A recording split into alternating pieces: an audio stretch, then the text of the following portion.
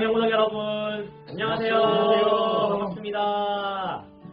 네, 오늘 이 시간에는 두 분 형제를 모시고 같이 큐티 나눔을 진행해 보려고 합니다. 먼저 자기소개를 좀 듣도록 할게요. 네, 옆에 계신 은민 형제 자기소개 한번 해주시죠. 네, 저는 172 배금민이라고 하고요. 저는 목포해양대학교 기반시스템공학부 다니고 있습니다. 어디 사시나요? 저는 부산에 삽니다. 그렇군요. 대신을 하는 걸로. 네. 현상현대 형 자기소개. 네, 안녕하세요. 저는 BCBM 162 김현성이라고 합니다. 저는 로봇 자동화공학과를 전공하고 있고 동시에 ROTC 후보생 생활을 병행하고 있습니다. 알겠습니다. 자, 혹시 두 분 근황은 좀 어떻게 되는지 혹시 은민 형제님 근황은 어떻게 되시나요? 네, 저 같은 경우는 저희 학교는 개강이 3월 30일이거든요. 3월 30일인데 아직까지 사이버 강의는 진행하지 않고 있고, 그리고 원래 가면 목요일이 제가 준비하는 시험이 있었는데 근데 시험 또한 미뤄져가지고 시험은 4월 9일에 있어서 준비하고 있습니다. 그렇군요. 혹시 현상현대님은 최근 근황이 좀 어떻게 되시나요? 네, 저도 마찬가지로 저도 타지 생활을 하고 있는데 학교 개강이 연기가 돼서 그냥 집에서 온라인 수업도 듣고 저 졸업작품 준비를 미리 1년 전에 해야 돼서 졸업작품 준비도 집에서 동시에 같이 하고 있습니다. 그렇군요. 요즘 코로나19 사태로 참 세상이 많이 시끄러운 가운데 여러 학생들 그리고 학교 개강이나 그 다음에 여러 가지 시험, 여러 가지 우리 주변의 모든 것들이 좀 타격을 입고 있는 모습들을 많이 보게 됩니다. 저도 사실 그렇고요.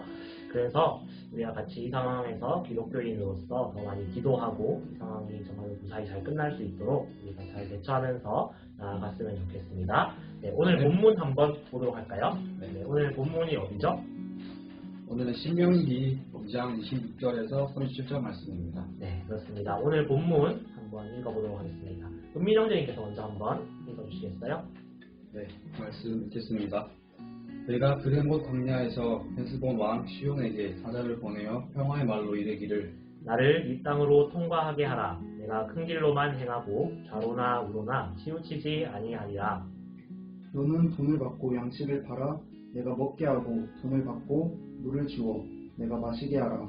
나는 걸어서 지날 뿐인즉 세일에 거주하는 에서 자손과 아래에 거주하는 모압 사람이 내가 행한 것 같이 하라.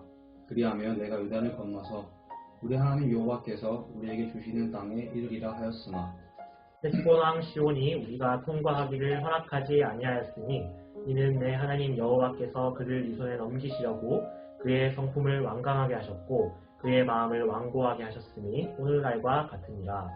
그때 여호와께서 내게 이르시되 내가 이제 시온과 그의 땅을 내게 넘기노니 너는 이제부터 그의 땅을 차지하여 기업으로 삼으라 하시더니 시온이 그의 모든 백성을 거느리고 나와서 우리를 대적하여 야하스에서 싸울 때에 우리 하나님 여호와께서 그를 우리에게 넘기심에 우리가 그와 그의 아들들과 그의 모든 백성을 쳤고 그때 우리가 그의 모든 성읍을 점령하고 그의 각 성읍을 그 남녀와 유아와 함께 하나도 남기지 아니하고 진멸하였고 다만 그 가축과 성읍에서 탈취한 것은 우리의 소유로 삼았으며 우리 하나님 여호와께서 그 모든 땅을 우리에게 넘겨주심으로 아르논 골짜기 가장자리에 있는 아로엘과 골짜기 가운데 있는 성읍으로부터 길르앗까지 우리가 모든 높은 성읍을 점령하지 못한 것이 하나도 없었으나 오직 암몬 족속의 땅 야복강 가와 산지에 있는 성읍들과 우리 하나님 여호와께서 우리가 가기를 금하신 모든 곳은 내가 가까이 하지 못하였느니라. 아멘. 네, 오늘 본문에 대해서 먼저 조금 설명을 하자면은 지금 26절부터는 모세가 아모리 민족인 헤스본 왕 시온과 전쟁을 벌였던 일들에 대한 회상입니다. 모세와 이스라엘 민족은 처음에 가나안 땅으로 바로 들어가라는 하나님의 명령을 지키지 않고 처음에 거역하다가 결국에 38년 동안 광야를 헤매게 되는데요. 이제 그 헤매는 시간이 끝나고 이제 남쪽에서부터 북쪽으로 이렇게 북상을 하면서 이제 가나안 땅을 향해 점점 가까이 가는 장면입니다. 지도를 먼저 보시면 좀 편할 것 같은데요. 밑에 사해 쪽에 있는 에돔 지역을 다시 통과합니다. 에돔 지역, 모압 지역, 암몬 지역은 하나님께서 전쟁을 금지하셨기 때문에 이 민족에게 여러 가지 곡식이라든지 필요한 물품들을 사면서 평화적으로 지나오는 장면이 나오고요.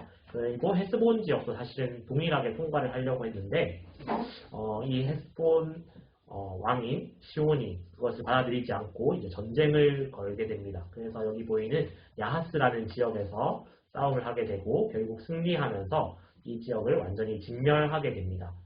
그들이 지나가려고 했던 길은 이 왕의 대로라는 길인데 이 당시 교통과 무역의 주 통로였죠. 그래서 이 지역을 통과하겠다고 제안했지만 거절당하고 전쟁을 하는 장면입니다. 여기서 이제 진멸이라는 단어가 나오는데 이 진멸은 하나님께 온전히 바쳐드리다 라는 뜻의 히브리어 하렘을 번역한 것인데요. 현대적인 관점에서는 정서상 매우 불편하게 보일 수 있습니다. 어린아이와 여자들까지 다 죽이는 그런 장면인데 신학적인 관점에서는 구약에 나타난 죄에 대한 심판적인 전쟁입니다. 당시 이들이 우상 숭배나 하나님이 싫어하시는 죄에 젖어 있었기 때문에 그것을 어찌 보면 당연시하는, 현대에서는 이렇게 받아들이면 안 되겠죠.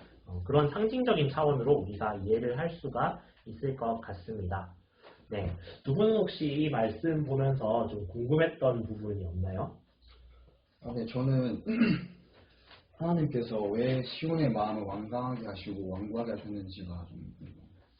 네. 성경에 조금 우리가 알고 있는 사랑의 하나님이 어떻게 이어질 수 있나라는 그런 표현들이 몇 군데 나오는데요. 출애굽기에서도 이제 바로에게 동일한 표현이 사용됩니다. 하나님께서 바로의 마음을 강팍하게 하심으로 이스라엘 백성들을 보내지 못하게 하셨다라는 표현이 나오고 또 그리고 복음서로 넘어와서도 가룟 유다도 예수님을 팔 것을 이미 아시고 혹은 그 마음에 사탄이 들어갔다 이런 표현 속에서 하나님께서 어떻게 이렇게 하실 수 있나라는 차원으로 이해를 할 수가 있는데 이거는 우리가 앞뒤의 상황을 잘 생각해 봐야 되는 것 같아요. 하나님께서 그렇게 하셨다라기보다는 우리는 좀 시간과 공간의 한계가 있는 인간이기 때문에 그 미래를 알 수가 없어요. 그래서 우리는 하나님께서 우리에게 주신 자유의지를 갖고 행동을 합니다. 하지만 하나님께서는 또한 우리에게 자유를 주셨지만 그와 동시에 전능하시기 때문에 그 미래에 대해서도 아시고 그 결론적인 모습에 대해서 이미 알고 계시기 때문에 그렇게 표현을 할 수 있다라고 생각을 할 수 있는 것 같아요.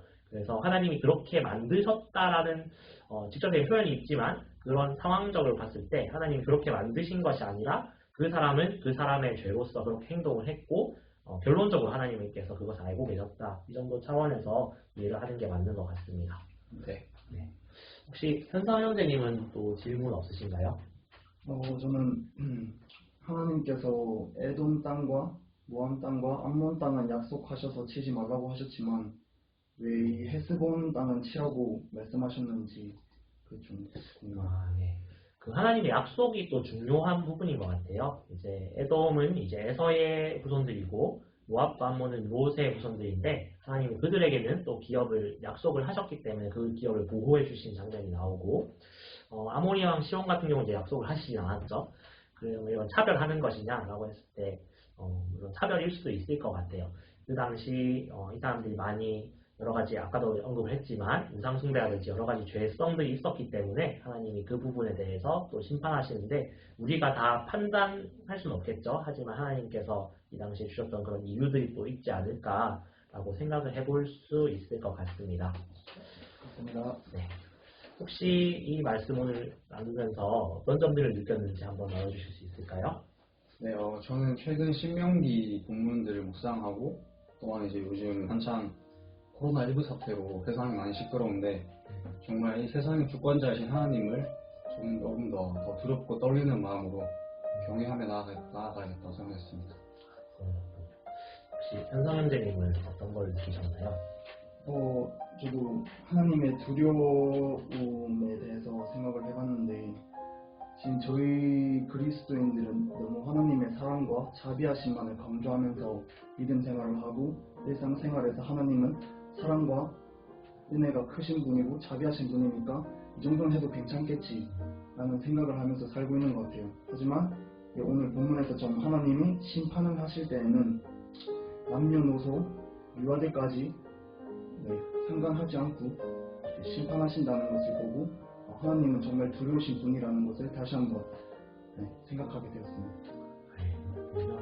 저는 오늘 이제 진멸이라는 표현에 대해서 보면서 생각을 많이 하게 됐어요. 이게 물론 실제로 지금에는 이렇게 적용을 하면 안 되겠지만 우리의 영적인 상황에서는 충분히 적용을 할 수 있는 것 같아요.